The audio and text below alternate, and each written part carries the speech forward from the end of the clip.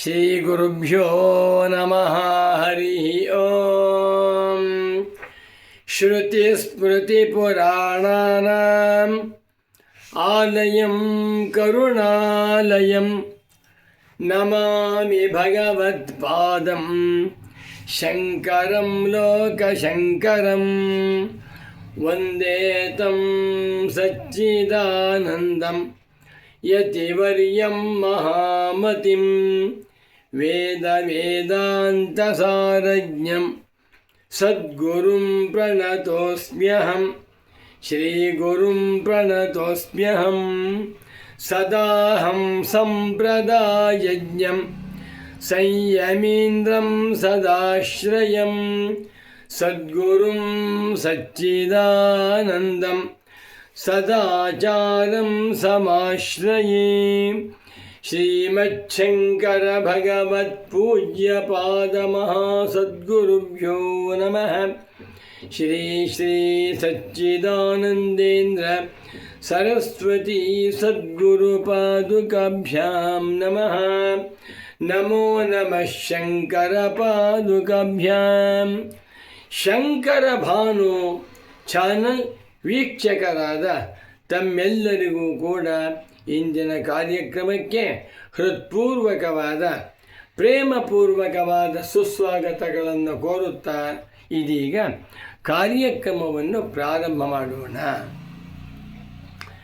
ಶಾಂಕರಾದ್ವೈತ ವೇದಾಂತ ಸಿದ್ಧಾಂತದಲ್ಲಿ ಬ್ರಹ್ಮಜ್ಞಾನಿ ಏನೇ ಕರ್ಮಗಳನ್ನು ಮಾಡುತ್ತಿದ್ದರೋ ಆ ಕರ್ಮಗಳಲ್ಲಿ ಬ್ರಹ್ಮಜ್ಞಾನಿಗೆ ಸಂಘವಿಲ್ಲ, ಅಭಿಮಾನವಿಲ್ಲದ್ದರಿಂದ ಆ ಕರ್ಮಗಳು ಬ್ರಹ್ಮಜ್ಞಾನಿಗೆ ಅಂಟಾಗುವುದಿಲ್ಲ ಅಂತ ಹೇಳ್ತಾರೆ.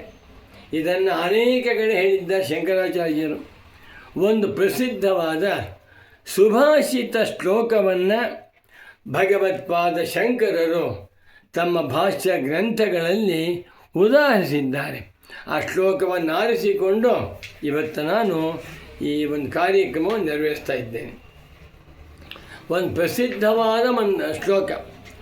ಬೀಜಾನ್ಯಜ್ಞುಪದಗ್ಧಾನಿ ನರೋಹಂತಿ ಯಥಾ ಪುನಃ ಜ್ಞಾನದಗ್ಧೈಸ್ತಥಾ ಕ್ಲೇಶೈಃ ನಾತ್ಮಾ ಸಂಪದ್ಯತೆ ಪುನಃ.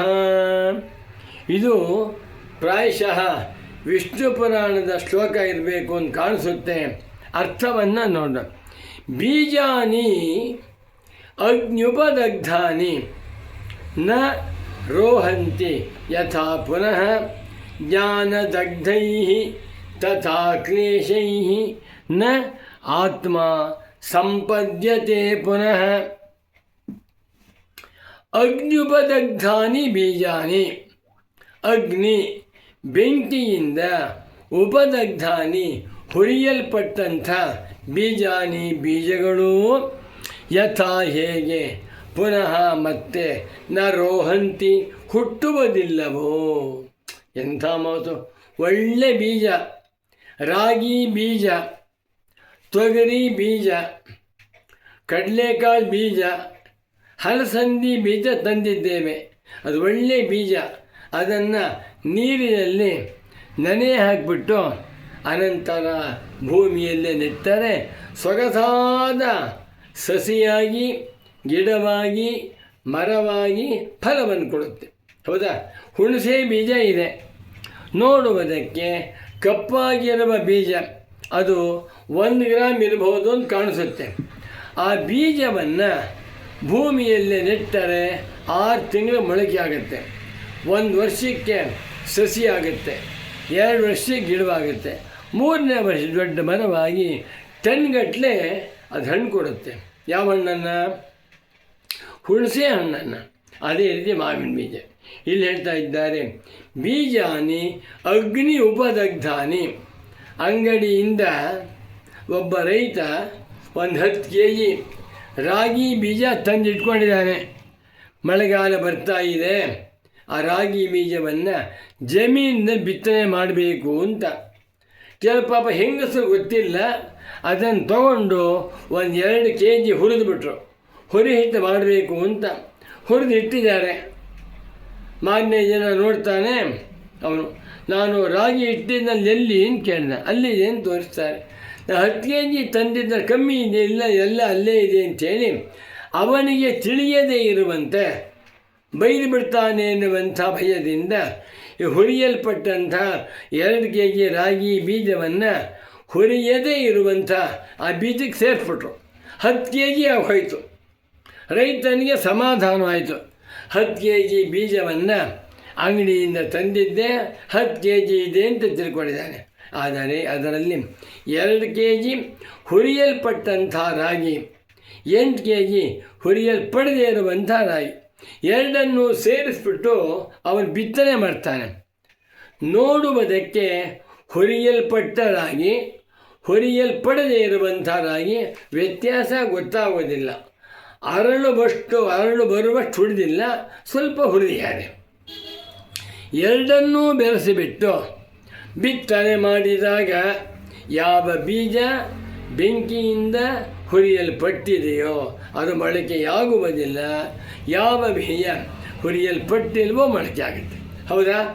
ಬೀಜಾನಿ ಅಗ್ಯುಪದಗ್ಧಾನಿ, ಬೆಂಕಿಯಿಂದ ಒಲೆ ಮೇಲೆ, ತವೆ ಮೇಲೆ ಅಥವಾ ಬಾಣಲಿಯಲ್ಲಿ ಹುರಿಯಲ್ಪಟ್ಟಂಥ ಯಾವುದೇ ಬೀಜವಾಗಲಿ ಅದು ನರೋಹಂತಿ ಹುಟ್ಟುವುದಿಲ್ಲ, ಮೊಳಕೆಯಾಗುವುದೇ.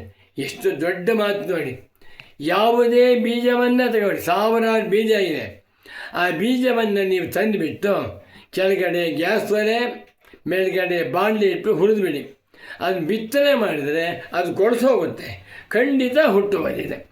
ಅದರಲ್ಲಿದ್ದಂಥ ರೋಹಣ ಶಕ್ತಿ ಅಂದರೆ ಪ್ರರೋಹಣ ಶಕ್ತಿ ಅಂದರೆ ಮೊಳಕೆಯಾಗುವಂಥ ಶಕ್ತಿ ಸತ್ತೋಯ್ತು. ಆ ಬೆಂಕಿ ಆ ಬೀಜದಲ್ಲಿದ್ದಂಥ ಮೊಳಕೆಯಾಗುವಂಥ ಶಕ್ತಿಯನ್ನು ಧ್ವಂಸ ಮಾಡಿಬಿಡ್ತು.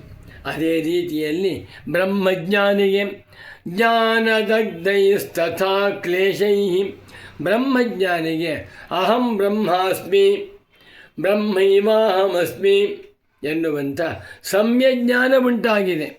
ಈ ಸಮ್ಯಜ್ಞಾನವು ಬೆಂಕಿ ಇದ್ದಂತೆ ವೇದಾಂತಗಳಲ್ಲಿ ಬ್ರಹ್ಮಜ್ಞಾನವನ್ನು ಬೆಂಕಿ ಅಂತ ಹೇಳ್ತಾರೆ. ಬೆಂಕಿಗೆ ಉದಾಹರಣೆ ಕೊಡ್ತಾರೆ.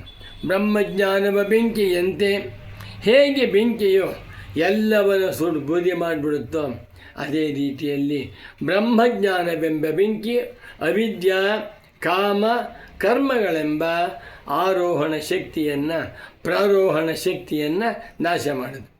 ಜ್ಞಾನದಗ್ಧೈ ತಥಾ ಕ್ಲೇಶೈ, ಬ್ರಹ್ಮಜ್ಞಾನಿಗೆ ಬ್ರಹ್ಮಜ್ಞಾನವೆಂಬ ಬೆಂಕಿಯಿಂದ ಎಲ್ಲ ಕ್ಲೇಶಗಳು ಕೂಡ ದಗ್ಧವಾಗಿ ಬಿಟ್ಟಿವೆ. ಅವಿದ್ಯೆ ಇಲ್ಲ, ಕಾಮವಿಲ್ಲ, ಕರ್ಮಗಳಿಲ್ಲ. ಯಾವುದೇ ವ್ಯವಹಾರವನ್ನು ಮಾಡುತ್ತಿದ್ದರೂ ಈ ವ್ಯವಹಾರದಿಂದ ಬ್ರಹ್ಮಜ್ಞಾನಿಗೆ ಪುನರ್ಜನ್ಮವಿಲ್ಲ. ನಮ್ಮ ಪರಮ ಪೂಜ್ಯ ಸದ್ಗುರು ವರೇಣ್ಯರಾದ ಶ್ರೀ ಶ್ರೀ ಶ್ರೀ ಸಚ್ಚಿದಾನಂದೇಂದ್ರ ಸರಸ್ವತಿ ಸ್ವಾಮಿಗಳವರು ಬ್ರಹ್ಮನಿಷ್ಠರು, ಬ್ರಹ್ಮಜ್ಞಾನಿಗಳು. ಆದರೂ ಕೂಡ ವ್ಯಾವಹಾರಿಕ ದೃಷ್ಟಿಯಿಂದ ಒಂದು ಪ್ರಣವೋಪಾಸನೆ ಧ್ಯಾನಾದಿಗಳು ಮಾಡ್ತಾಯಿದ್ರು. ಅವುಗಳಿಂದ ಅವರಿಗೆ ಆಗಬೇಕಾದ ಫಲವೇನೂ ಇಲ್ಲ. ಅಜ್ಞಾನಿಗಳು ಮಾಡುವ ಕರ್ಮಗಳ ಹಿಂದೆ ಅವಿದ್ಯಾ ಸಂಕಲ್ಪ ಕಾಮ ಶಕ್ತಿಗಳಿರುವುದರಿಂದ ಆ ಕರ್ಮಗಳಿಗೆ ಪ್ರಾರೋಹಣ ಶಕ್ತಿ ಉಂಟು. ಬ್ರಹ್ಮಜ್ಞಾನಿಗಳಿಗೆ ಅಹಂ ಬ್ರಹ್ಮಾಸ್ಮಿ ಬ್ರಹ್ಮೈವಾಹಮಸ್ಮಿ ನಾಹಂ ಮನುಷ್ಯ ನಾಹಂ ಜೀವ ನಾಹಂ ಸಂಸಾರಿ ಎನ್ನುವ ಜ್ಞಾನ ಭದ್ರವಾಗಿರುವುದರಿಂದ ಇಂಥ ಜ್ಞಾನವೆಂಬ ಬೆಂಕಿಯು ಜ್ಞಾನದಗ್ಧೈಸ್ತಥಾ ಕ್ಲೇಶೈ, ಬ್ರಹ್ಮಜ್ಞಾನಿಯೂ ಕೂಡ ಅಜ್ಞಾನಿಗಳಂತೆ ಎಲ್ಲ ವ್ಯವಹಾರಗಳನ್ನು ಮಾಡುತ್ತಿರಬಹುದು. ಇವಾಗ ಪುಣ್ಯಕರ್ಮವನ್ನು ಮಾಡಬಹುದು, ಒಂದು ವೇಳೆ ಪಾಪಕರ್ಮವನ್ನು ಮಾಡಬಹುದು, ಮಾಡುವುದಿಲ್ಲ, ಮಾಡಬಹುದು. ಅದರಿಂದ ಬ್ರಹ್ಮಜ್ಞಾನಿ ನೋತ್ಪದ್ಯತೆ, ಪುನಃ ಹುಟ್ಟೋದಿಲ್ಲ. ಯಾಕೆ?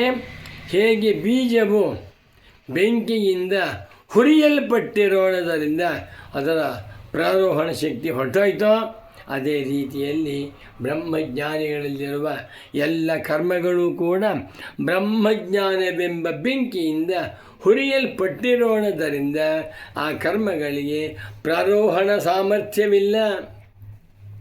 ಯಾರು ಬ್ರಹ್ಮಜ್ಞಾನಿಗಳಾಗಿ ವ್ಯವಹಾರ ಮಾಡ್ತಾ ಇದ್ದಾರೋ, ಗೃಹಸ್ಥರಾಗಿರಬಹುದು, ವಾನಪ್ರಸ್ಥರಾಗಿರಬಹುದು, ಬ್ರಹ್ಮಚಾರಿಗಳಾಗಿರ್ಬೋದು ಅಥವಾ ಸನ್ಯಾಸಿಗಳಾಗಿರ್ಬೋದು, ಏನೇ ವ್ಯವಹಾರಗಳನ್ನು ಮಾಡುತ್ತಿದ್ದರೂ ಇದು ಅವರಿಗೆ ಬಂಧಕವಲ್ಲ.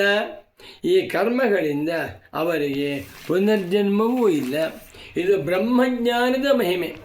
ಬ್ರಹ್ಮಜ್ಞಾನವೆಂಬ ಬೆಂಕಿ ಎಂದು ಕರೆದು ಈ ಶ್ಲೋಕದಲ್ಲಿ ಬ್ರಹ್ಮಜ್ಞಾನದ ಮಹಿಮೆಯನ್ನು ಸುಂದರವಾಗಿ ತಿಳಿಸಿದ್ದಾರೆ. ಮತ್ತೊಮ್ಮೆ ಶ್ಲೋಕವನ್ನು ಹೇಳ್ತೇನೆ, ಎಲ್ಲರೂ ಗಟ್ಟಿ ಮಾಡಿಬಿಡಿ. ಬೀಜಾನ್ಯಜ್ಞುಪದಗ್ಧಾನಿ ನರೋಹಂತಿ ಯಥಾ ಪುನಃ ಜ್ಞಾನದಗ್ಧೈಸ್ತಥಾ ಕ್ಲೇಶೈಃ ನಾತ್ಮ ಸಂಪದ್ಯತೆ ಪುನಃ. ನಮೋ ನಮಃ ಶಂಕರ ಪಾದುಕಾಭ್ಯಾಂ. ಓಂ ಶಾಂತಿ ಶಾಂತಿ ಶಾಂತಿ.